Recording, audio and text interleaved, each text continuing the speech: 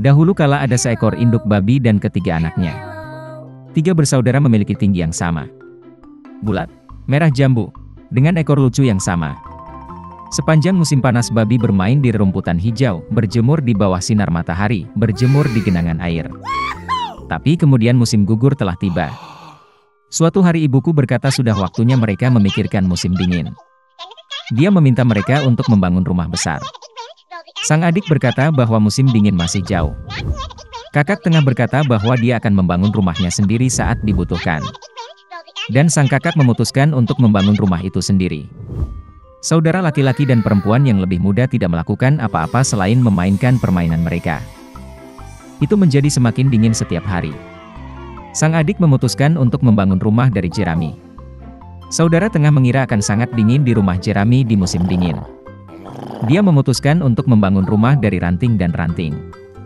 Menjelang malam perumahan mereka sudah siap. Mereka sangat bangga pada diri mereka sendiri dan tidak pernah merasa cukup dengan bangunan mereka. Sekarang mereka bebas dan dapat melakukan apapun yang mereka inginkan. Mereka memutuskan untuk pergi ke kakak laki-laki mereka dan melihat rumah seperti apa yang telah dia bangun untuk dirinya sendiri. Kakak laki-laki sedang sibuk membangun.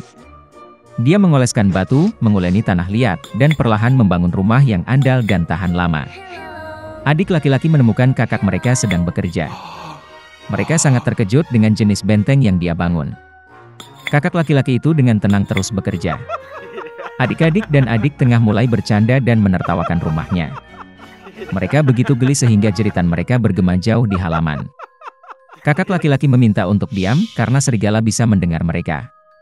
Adik-adik laki-laki dan menengah semakin terhibur. Mereka memutuskan bahwa kakak laki-laki itu hanya seorang pengecut. Dan kedua saudara pemberani itu pergi berjalan-jalan. Dalam perjalanan, mereka bernyanyi dan menari, dan ketika mereka memasuki hutan, mereka membuat begitu banyak suara sehingga mereka membangunkan serigala yang sedang tidur di bawah pohon pinus. Serigala yang tidak puas dan lapar pergi ke tempat di mana jeritan dua babi bodoh itu datang. Saudara-saudara berjalan dengan riang dan berbicara tentang betapa mudahnya mereka menangani serigala. Dan tiba-tiba mereka melihat serigala hidup yang nyata. Dia berdiri di belakang pohon besar. Dia memiliki mata yang sangat jahat dan mulut bergigi besar. Saudara-saudara begitu ketakutan sehingga ekor mereka yang kurus gemetar dengan halus. Serigala bersiap untuk melompat, dia mengatupkan giginya dan mengedipkan mata kanannya. Anak-anak babi itu tiba-tiba tersadar dan, memekik melintasi hutan, bergegas melarikan diri. Mengumpulkan awan debu, mereka bergegas ke rumahnya masing-masing. Adik laki-laki itu berlari ke gubuknya yang beratap jerami dan membanting pintu di depan serigala. Serigala menggeram dan menuntut untuk membuka pintu. Adik laki-laki, karena takut, tidak bisa mengucapkan sepatah kata pun. Kemudian serigala mulai bertiup. Atap ringan segera terbang dari gubuk jerami. Serigala itu menarik napas dalam-dalam dan meniup untuk kedua kalinya, dan rumah jerami itu terbang ke segala arah.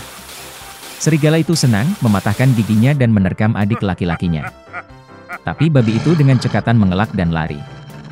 Dia lari ke rumah saudara tengah. Saudara-saudara berhasil mengunci diri dan saling memandang dengan cemas. Serigala itu marah dan mulai meniup. Rumah itu agak miring. Serigala itu meniup sedetik, lalu ketiga, lalu keempat kali. Tapi rumah itu masih berdiri. Serigala menarik napas dalam-dalam dan meniup untuk kelima kalinya. Rumah itu berguncang dan hancur berantakan. Hanya satu pintu yang berdiri selama beberapa waktu di tengah reruntuhan.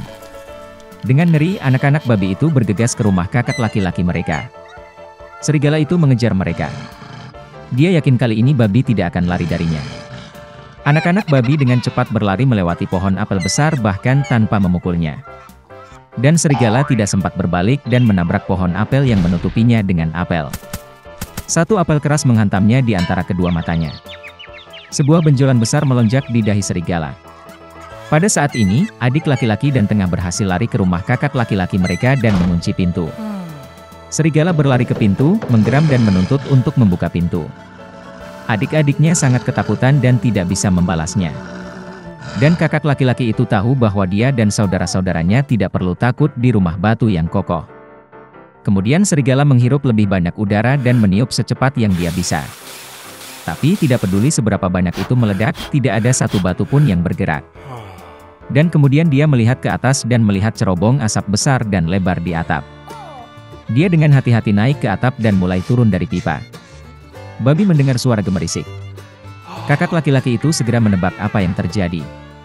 Dia segera bergegas ke kuali, tempat air mendidih, dan membuka tutupnya. Serigala itu turun dari pipa dan langsung jatuh ke dalam kuali. Matanya membelalak ke dahinya. Serigala yang tersiram air panas terbang dengan raungan liar, dan bergegas ke hutan. Dan ketiga babi kecil itu menjaganya dan senang karena mereka dengan cerdik telah memberi pelajaran kepada perampok jahat itu. Sejak saat itu, saudara-saudara dan ibu mereka mulai hidup bersama di bawah satu atap. Karena tidak tinggal di rumah selama seminggu, Lemuel Gulliver memulai perjalanan lain dengan kapal Good Hope. Namun setelah beberapa hari kapal tersebut disusul oleh para perompak. Mereka membajak kapal dan mengikat seluruh awak kapal. Gulliver mencoba melarikan diri, sehingga sebagai hukuman, para bajak laut menjatuhkannya ke dalam perahu sesuai keinginan ombak dan angin. Untuk waktu yang lama Gulliver mengitari lautan terbuka sampai dia melihat daratan di Cakrawala. Dia berenang ke pantai dan mulai mengamati daratan. Tiba-tiba bayangan besar menutupi matahari. Mengangkat kepalanya, Gulliver yang tercengang melihat sebuah pulau besar menjulang di langit. Kelelahan karena lapar dan haus, Gulliver mulai menjerit, melambaikan topinya, berharap penduduk pulau itu akan memperhatikannya. Kemudian penduduk asli merasa kasihan pada Gulliver dan menurunkan tangga agar dia bisa mendaki pulau itu. Ketika Gulliver menaiki tangga, dia menemukan kerumunan penduduk lokal yang sangat aneh di depannya. Kepala mereka dimiringkan ke kanan atau kiri, dengan satu mata melihat ke dalam dan yang lainnya ke atas. Dan pada setiap orang mulia ada seorang hamba yang menepuk-nepuk bibir atau telinga pemiliknya, mengalihkan perhatiannya dari pikirannya. Gulliver menerima sambutan hangat. Dia diberi makan di istana dan bahkan berkeliling pulau. Maka, Gulliver menyadari bahwa bumi membumbung tinggi di angkasa karena adanya magnet yang sangat besar, dan di dasarnya terdapat berlian raksasa. Tapi kehidupan di kerajaan terbang itu membosankan, jadi Gulliver segera kembali ke bumi. Di depan matanya ada negara yang hancur di mana penduduk lokalnya, yang berpakaian compang-camping, kelaparan. Ternyata, orang-orang ini melakukan segala sesuatu dalam hidup mereka dengan cara yang berbeda. Mereka membangun rumah mulai dari atap. Mereka berusaha mendapatkan sinar matahari dari mentimun. Dan para seniman secara membabi buta mencampurkan cat untuk lukisan. Ilmuwan lokal tidak mengerti mengapa kata-kata dibutuhkan dalam suatu bahasa. Lagi pula, untuk semua orang yang mulai berdebat, mereka hanya memotong otaknya dan menukarnya. Kejutan Gulliver tidak mengenal batas, dan dia bergegas meninggalkan pulau itu. Pergi ke negeri tetangga, Gulliver mendapati dirinya berada di kerajaan kegelapan dan kesuraman. Dengan gemetar ketakutan, dia melanjutkan perjalanannya. Tiba-tiba hantu muncul dari kegelapan. Dengan ketakutan, Gulliver mencoba bersembunyi, tetapi roh itu memperhatikannya. Dia memberi isyarat kepada pengelana itu dengan isyarat, dan Gulliver tidak punya pilihan selain mengikuti hantu itu. Segera mereka mencapai kastil besar, dan Gulliver diundang ke resepsi dengan raja. Berjalan melalui kastil, Gulliver melihat ratusan hantu yang memasak makan malam, membersihkan dan menjaga kamar. Ternyata negara ini diperintah oleh dukun kuat yang bisa membangkitkan orang mati. Dan semua orang mati yang hidup melayaninya. Penyihir menerima Gulliver dengan pujian. Dan untuk menjamu tamu langka seperti itu, dia mulai menghidupkan kembali siapa saja yang diminta Gulliver. Mereka adalah pejuang yang hebat, orang bijak, dan bahkan orang-orang primitif. Tapi lelah mengembara, Gulliver berterima kasih pada penyihir itu dan segera meninggalkan kerajaan kegelapan. Dia pergi ke pelabuhan terdekat, di mana dia berharap bisa naik kapal menuju Inggris. Sambil berjalan di sekitar pelabuhan, Gulliver langsung menarik perhatian. Orang asing di tempat-tempat seperti itu jarang terjadi, dan oleh karena itu Gulliver disalahartikan sebagai mata-mata, ditangkap dan segera dibawa ke penguasa setempat. Orang asing itu langsung dinyatakan bersalah.